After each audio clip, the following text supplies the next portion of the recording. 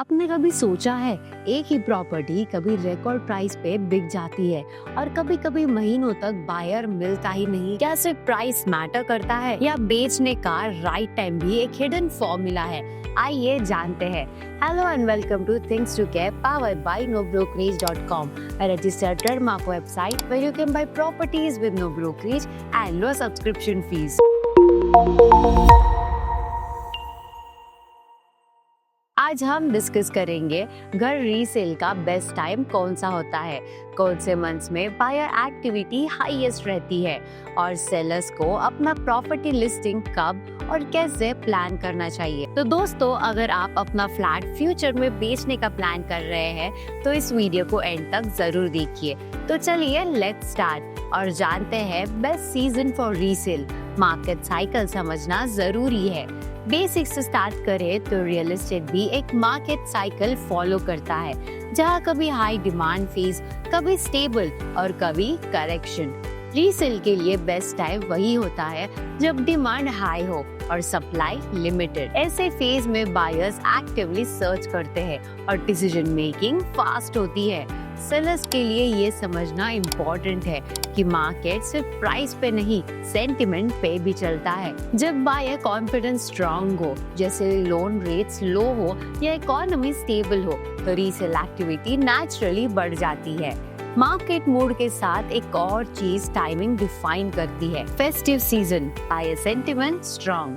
अक्टूबर से जनवरी तक का पीरियड हर साल रीसेल के लिए स्ट्रॉन्ग माना जाता है। इस टाइम बायर्स एक्टिवली प्रॉपर्टीज देखते हैं, क्योंकि फेस्टिव सीजन में न्यू बिगिनिंग्स और इन्वेस्टमेंट्स पॉजिटिव साइन मानते हैं। डेवलपर्स और बैंक्स भी इस टाइम पे ऑफर्स और लोन रेट बेनिफिट्स देते हैं, जिससे बायर एंथुसियाज्म और बढ़ जाता है। सेलर्स के लिए ये परफेक्ट विंडो होती है, क्योंकि बायर फुटफॉल हाई होता है और डिसीजन फास्ट लिया जाता है। इस सीजन में प्रॉपर्टी शोकेस करना और वेल मेंटेन फ्लैट प्रेजेंट करना बेस्ट रिजल्ट देता है। फेस्टिव सीजन के बाद रीसेल टाइमिंग पर दूसरा मेजर फैक्टर आता है, इकोनॉमिक स्टेबिलिटी और लोन रेट। इकोनॉमिक स्टेबिलिटी और इंटरेस्ट रेट्स का असर, होम लोन रेट्स और ओवरऑल इकोनॉमी का डायरेक्ट इम्पैक्ट रीसेल पर होता है। जब बैंक लेंडिंग रेट कम करते हैं, बायर्स का कॉन्फिडेंस ऑटोमेटिकली बढ़ जाता है। लोअर ईएमआईज और स्टेबल इकोनॉमी का मतलब है बायर्स एक्टिवली परचेज डिसीजंस लेते हैं। सेलर्स के लिए ये फेज आइडियल होता है, क्योंकि कंपटीशन कम और डिमांड हेल्दी होती है। ऐसे मार्केट में रियलिस्टिक प्राइस पर लिस्टेड प्रॉपर्टी फास्टर सेल होती है और नेगोशिएशन प्रोसेस स्मूथ रहता है। लेकिन टाइम के साथ प्रॉपर्टी की कंडीशन भी इक्वली इम्पोर्टेंट होती है, क्योंकि बायर पहले नजर में होम कंडीशन से इम्प्रेस हो जाता है। प्रॉपर्टी कंडीशन और प्रेजेंटेशन का इफेक्ट, प्रॉपर्टी की एज और मेंटेनेंस रीसेल टाइमिंग डिसाइड करते हैं। 5 से 10 साल पुराना वेल केप्ट फ्लैट सबसे इजीली सेल होता है। Before listing, a fresh coat of paint, clean fittings और स्मॉल टचअप्स प्रॉपर्टी को इंस्टेंटली अपीलिंग बना देते हैं। ये इन्वेस्टमेंट छोटी होती है पर इम्प्रेशन स्ट्रॉन्ग पड़ता है। बायर्स के लिए घर की कंडीशन काफी मैटर करती है, चाहे लोकेशन परफेक्ट हो या प्राइस रीजनेबल। तो अगर आप रीसेल प्लान कर रहे हैं तो प्रॉपर्टी रेडीनेस पहले इंश्योर करें।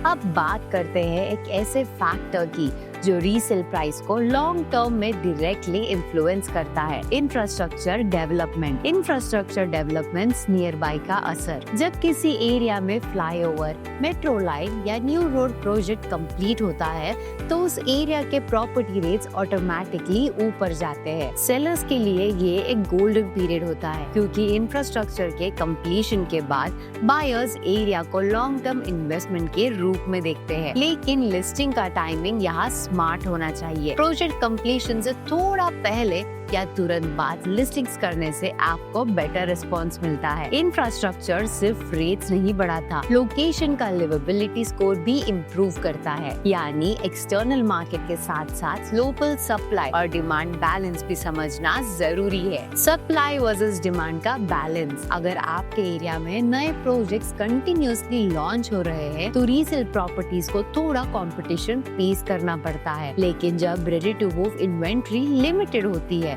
तो बायर्स रीसेल क्लास की तरफ क्विकली शिफ्ट करते हैं। सेलर के लिए बेस्ट टाइमिंग वही होती है जब एरिया में न्यू सप्लाई कम और जेन्युइन बायर डिमांड ज्यादा हो। मार्केट पोर्टल्स और प्रॉपर्टी इंडेक्सेस से आपको ये ट्रेंड इजीली समझ आता है। मार्केट कंडीशन के अलावा सीजनल बिहेवियर भी रीसेल परफॉर्मेंस पर डायरेक्टली अफेक्ट करता है। इमोशनल रेडीनेस एंड प्लानिंग को देखते हैं। घर बेचना सिर्फ फाइनेंशियल नहीं, एक इमोशनल डिसीजन भी होता है। रीसेल के पहले ये क्लियर रखिए कि रीजन क्या है, रिलोकेशन, इन्वेस्टमेंट शिफ्ट या अपग्रेडेशन। पर्पस क्लियर होगा तो प्राइसिंग और टाइमिंग दोनों बेटर प्लान होंगे।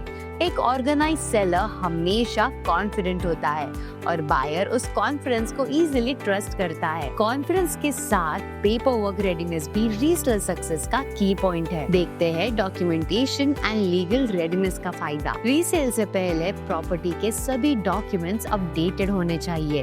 Cell deed, tax receipts, NOC, occupancy certificate और मेंटेनेंस क्लियरेंसेस।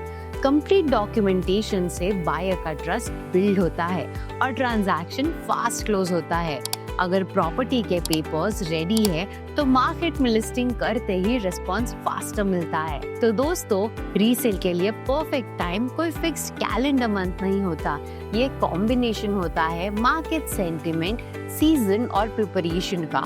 आपको क्या लगता है, रीसेल के लिए फेस्टिवल सीजन बेस्ट होता है या इंफ्रास्ट्रक्चर कंप्लीट होने का वेट करना ज्यादा प्रॉफिटेबल होता है?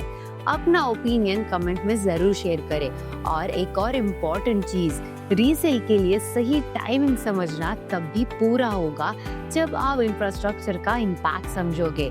फ्लाईओवर, मेट्रो डेपो और नए transport projects directly resale demand पे इफेक्ट करते हैं। ये हमने अपने प्रीवियस वीडियो में डिटेल में एक्सप्लेन किया है, उसका लिंक डिस्क्रिप्शन में है, जरूर चेक कीजिए। अगर ये वीडियो हेल्पफुल लगा हो तो लाइक करें, शेयर करें और सब्सक्राइब जरूर करें nobrokerage.com को।